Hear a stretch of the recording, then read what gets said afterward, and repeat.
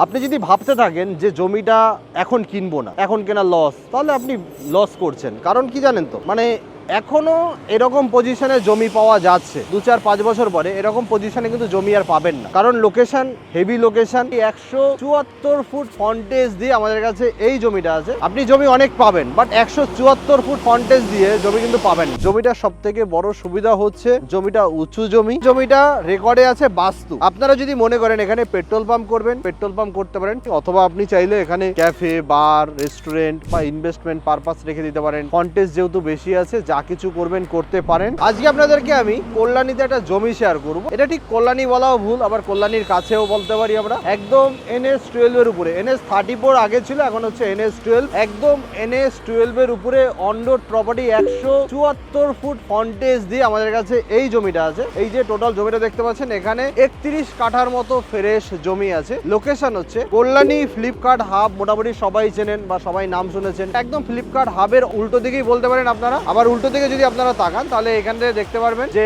Toll plaza, যেটা NH-12 এর উপরে আছে কল্যাণীতে, একদম টোল প্লাজা থেকে জাস্ট 300-400 মিটার আগেই এখানে 174 ফুট ফ্রন্টেজ দিয়ে একটা জমি আমাদের কাছে আছে, যে জমিটা রেকর্ডে আছে বাস্তু। আপনারা যদি মনে করেন এখানে পেট্রোল পাম্প করবেন, পেট্রোল পাম্প করতে পারেন। পেট্রোল পাম্প করার জন্য জমিতে মোটামুটি 120 ফুট ফ্রন্টেজ প্রয়োজন হয়, সবাই মোটামুটি আমরা জানি যারা জমি নিয়ে ঘাটাঘাটি করি। তো 120 ফুট ফ্রন্টেজের জমি কিন্তু সবসময় পাওয়া যায় না। বাট আজকে যে জমিটা শেয়ার করছি, এটার ফ্রন্টেজ হচ্ছে 174 ফুট ফ্রন্টেজ। তারপরে জমিটার সব থেকে বড় সুবিধা হচ্ছে জমিটা উঁচু জমি, একদম টোল প্লাজার আগে। তো এখানে আপনারা যা কিছু করবেন, যদি আপনারা মনে করেন রেস্টুরেন্ট করবেন, সেটা করতে পারেন, ক্যাফে করতে পারেন, অন্য কোনো কিছু করতে পারেন, বা ইনভেস্টমেন্ট পারপাস আপনারা নিতে পারেন। এখান থেকে কল্যাণী যে ফিউচার এয়ারপোর্ট হবে, সেটাও কিন্তু বেশি দূরে না, একদম অন রোড প্রপার্টি, 6 লেনের উপরে আপনারা জমিটা পাচ্ছেন। এরকম একটা ভালো জমি এটা আমার চ্যানেলে ছাড়া আর কোথায় পাবে। একদম ফ্রেশ জমি, 174 ফুট ফ্রন্টেজ আছে। জমির পেপারস পত্র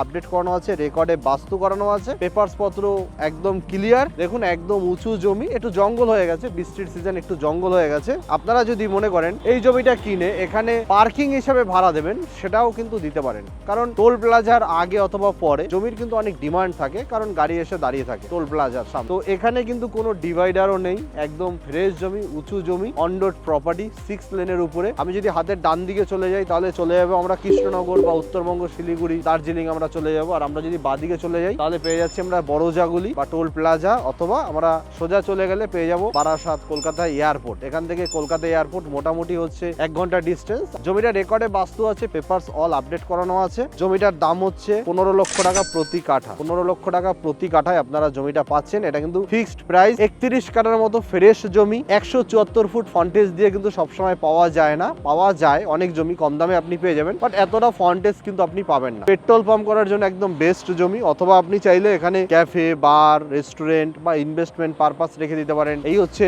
জমির সামনে এই রাস্তা, দেখানোর মতো আর কিছুই নেই। একদম NH-12 এর উপরে হচ্ছে জমিটা। তো যাই হোক, আপনি সামনাসামনি আসুন, দেখুন, দেখার পরে পছন্দ করুন। নেগোসিয়েশন হবে না। 15 লক্ষ টাকা ফিক্সড প্রাইস আছে আমার কাছে যে জমিটা আছে এই পজিশনে, 15 লক্ষ টাকা ফিক্সড প্রাইস। বাকিটা সামনাসামনি আসুন, দেখুন। যদি আপনার সাথে কথা বলে ভালো লাগে, কিছুটা নেগোসিয়েশন করে দেওয়ার ব্যবস্থা করব, বাট সেটা আপনি এখন ভেবে নেবেন না যে 15 লক্ষ টাকার কাঠার জমি 10 লক্ষ টাকায় হবে, 12 লক্ষ টাকায় হবে, 13 লক্ষ টাকায় হবে, 14 লক্ষ টাকায় হবে। সেটা আপনি ভেবে আসবেন না, কারণ ভিডিও করার একটাই রিজন, যাতে সবাই জানতে পারে এখানে জমি আছে। বাট ভিডিও করার আমি ভিডিও করে এটা সবাইকে বলতে চাই না, যারা 15 লক্ষ টাকার কাঠার জমি এসে 5 লক্ষ টাকা দাম দিক, তাদের আমি চাই না। তো দেখা হচ্ছে নেক্সট ভিডিওতে। সবাই ভালো থাকবেন, সুস্থ থাকবেন।